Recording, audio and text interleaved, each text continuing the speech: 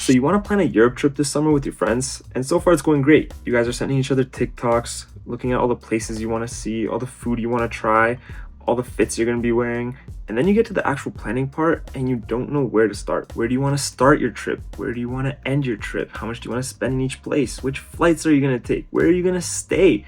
How do you not waste half of your time in the airport? Don't worry, I'm going to give you a proven step-by-step system that you can use to plan your dream Europe trip, or any trip for that matter, using a simple triangle that will make every decision you make easier.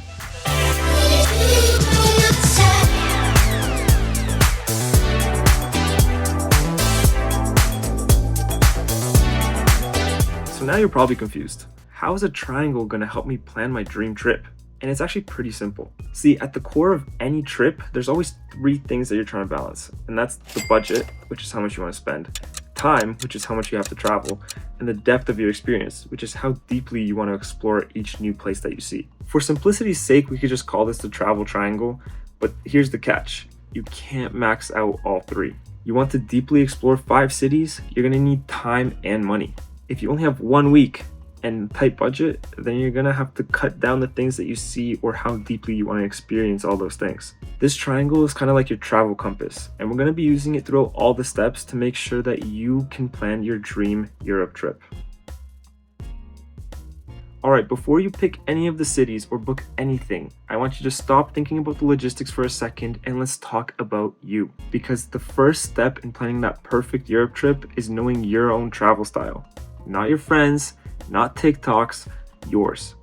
Here's what happens all the time. Someone's gonna book 5 countries in 10 days because they saw it on some random reel, and then they're gonna come back from the trip broke, exhausted, and not remembering anything except for the headache that they had on the plane ride home. Your travel style is how you actually want to experience all the places that you want to visit. Think of it kind of as like your default setting. Like, what excites you? What drains you? What is the first thing you look for when you get to a new place? Here's a quick little thing you can ask yourself to figure out what that is. If your ideal trip could be summed up in just 3 words, what would those 3 words be? Would it be chill, scenic, affordable, or fast-paced, cultural, efficient, or romantic, foodie, and creative? It can really be any 3 words. It's just how you want to sum up your whole trip. Here's the key though. Your travel style literally cannot be wrong. It's just how you want to experience your trip. If you ignore your style though, the whole triangle falls apart. You'll either burn out, overspend, or feel like you completely missed the point. So before we pick the cities in the next step, make sure you write these 3 words down because they're going to help you a ton. Now that all that is figured out, let's make your first real move, and that's picking a region.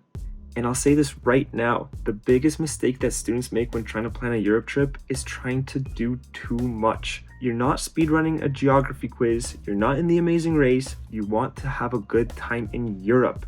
Not airports, not bus stops, not train stations. Now, what's the actual problem with booking 6 cities in the span of 2 weeks?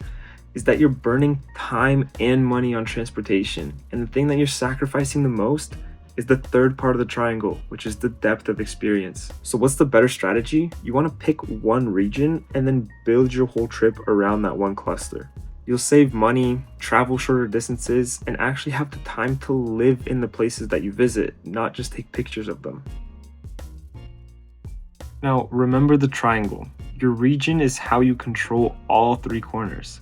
If your time and budget are limited, choosing a small connected region will help you get more experience without draining your wallet or your energy. So now pick your region, just 3 or 4 cities to start it off, and then once you have those locked in, we can start talking about the budget. Alright, so we've had to switch up the location for step 3, but now that you have your region and your cities kind of planned out, it's time to talk about the thing that makes or breaks most student trips, and that thing is money. Now, the worst way to plan your budget is to kind of just throw out a number and then hope you have enough to do what you want to do and see what you want to see during your trip. But the best way is to actually start with a number and then work backwards and see how much you have left over or how much you have to add to do or see the things that you want to do or see. So now there's kind of a tier list that you have to go through when you're breaking down the budget for your trip, and you need to do it in this order. First thing is your flights. Now, the big one is going to be the main round trip that's going to get you into Europe, and the one that's going to get you back out of Europe. And that's going to be your most expensive one, obviously. But then you can't also forget about the little ones that are going to take you from city to city. Like if you want to take a train or a little plane or bus or literally anything you want to take, just don't forget about the little ones that you have to go around. The second thing is accommodation, and that's where you're going to be staying, or at least overnight. So if you're on a super budget or you want like the backpacker experience, then I recommend going with hostels. More on that later. If that's not your thing, you can book Airbnbs or hotels. Just be aware that they are more expensive. And if you are a student watching this video, you probably want to go with the cheaper option, which is hostels. Third thing is daily spending. Now, the most important thing in your daily spend is going to be your food. Please put aside money for food. You don't want to be starving yourself just because you want to see the Colosseum. It's not worth it. Eat, drink well, and you're going to have a way better trip. This step is also for things like travel in between this, like not in between cities, but inside of your city. So for like buses or Ubers, even though you're going to be walking mostly everywhere, stuff like that can come up. This step is also where you put aside some money for shopping sprees. If you're that kind of person, please don't splurge everything and all your money in one day. Put that money aside and be like, this is what I'm spending. And once you run out of it, don't spend any more. Fourth is your experiences. So this is all the museums, the day trips, the shows, the parks, the everything. There's so much to see in Europe, but you have to plan it all down. You have to write down how much it costs, subtract that from your budget. Now the trick is to look for discounts, especially if you have an EU passport. And there are also free days in which a lot of museums or parks operate where you can come in for free. Now for those days, you do have to plan, wake up a little early, make sure you get there on time so that you can get in for free and it doesn't ruin your trip. Last but not least is your buffer money. Now this is for emergencies, extra taxes, random payments that come up, little souvenirs that you want to get. Make sure you have buffer money. You don't want to plan your trip down to the very last cent. Random expenses will come up. You might miss your bus, you might miss your plane. It's not a big worry, just make sure you have that safety net to fall back on. Going back to the triangle, the budget does set the tone for the other two things. So if you do have a tight budget, you just have to think a little bit more about the time that you want to spend in each of these places and think about really what's the most important thing for you to experience on this trip, just so that you don't rinse your whole wallet trying to see the whole world right away. All you need for this step is a paper and a pen. If you want to use an Excel sheet or Google Sheets or a Notion page, you could do that. But plan out your budget, start from your final number and work backwards from that. And now that you have that all figured out, let's talk about when you should go in step 4. So here's the truth. Going to the same cities in July versus October is a completely different experience. There's different prices, different crowds, different people, different vibe completely. And in this step, you're going to figure out when you're going to be going so that it fits your vibe. Now, this directly ties back into your triangle.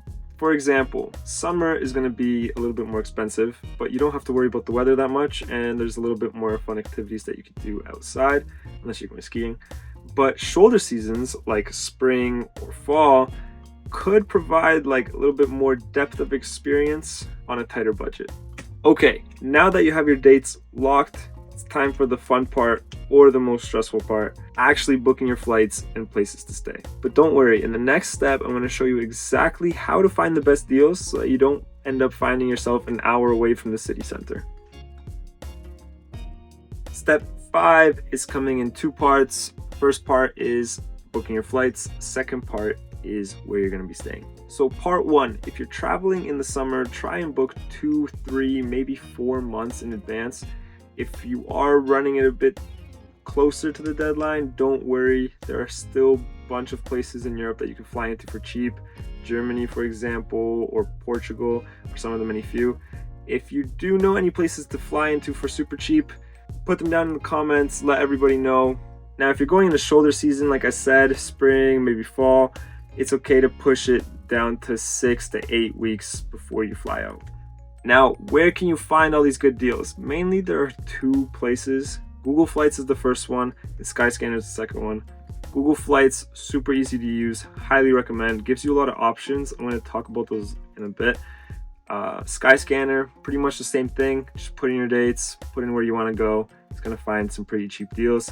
Just go through those. Now, about these other options that Google Flights gives you and Skyscanner that aren't with the main airline, those are online travel agencies. And please be super careful when using them. Personally, I wouldn't recommend using them for your round trip to get into Europe and out of Europe. Maybe use them for getting to country, but personally I would not recommend. The thing with OTAs is that they work.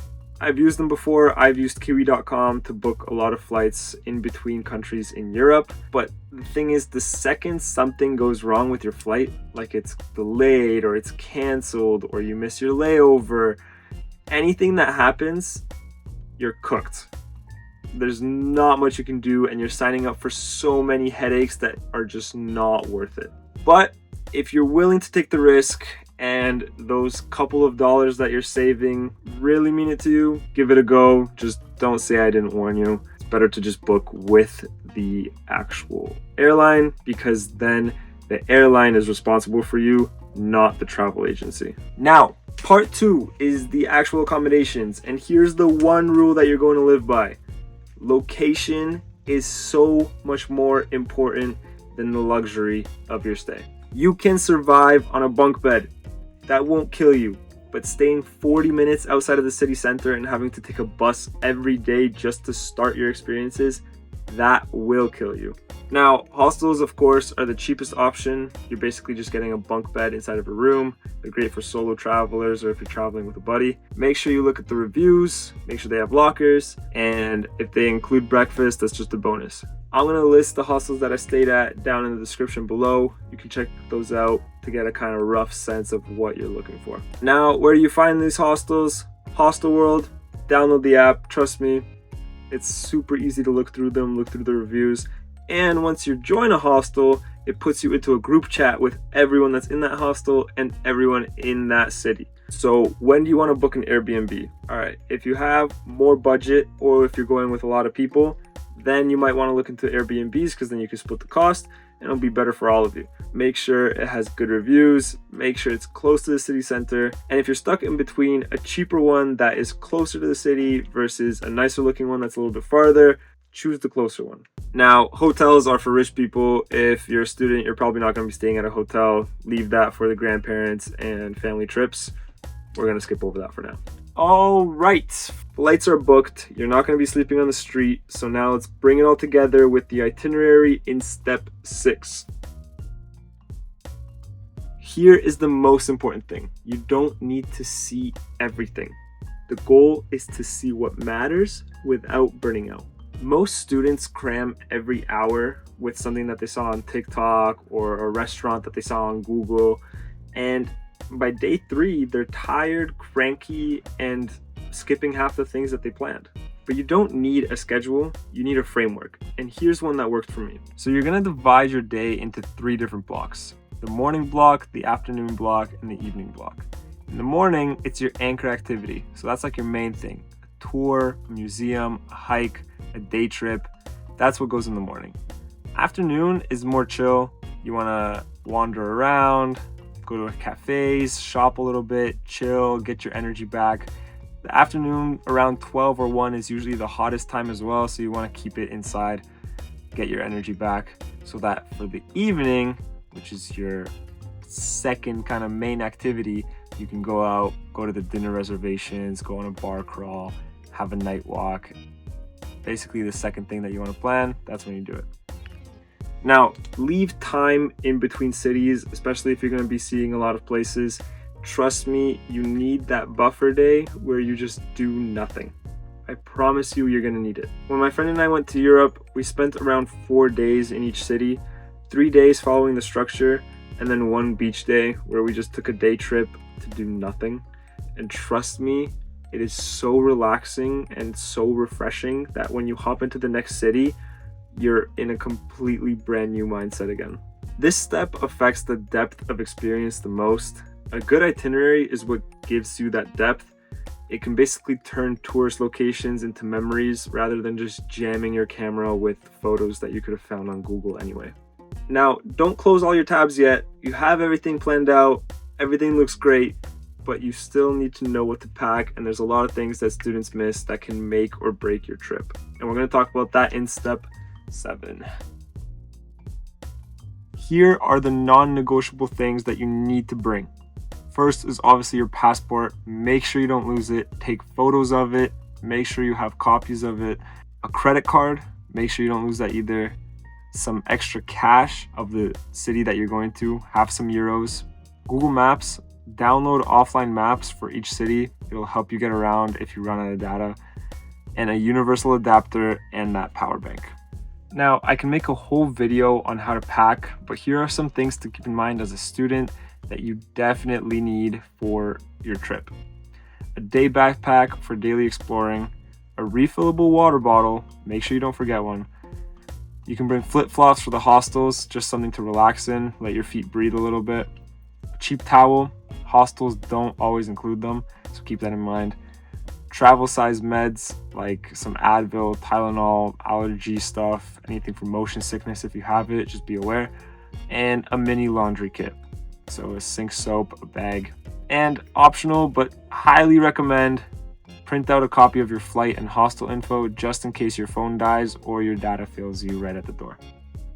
Packing properly helps protect the budget, the time, and the depth of experience all at once. It means there's going to be fewer surprises, less stress, and it can give you more energy to fully experience the whole trip that you just worked so hard to plan.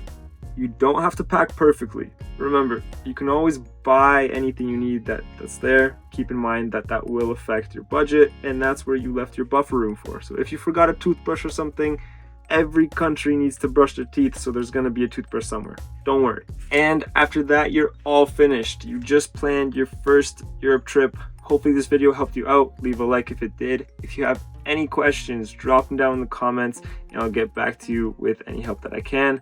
Europe is waiting for you. Take that leap of faith. I'll see you guys out there.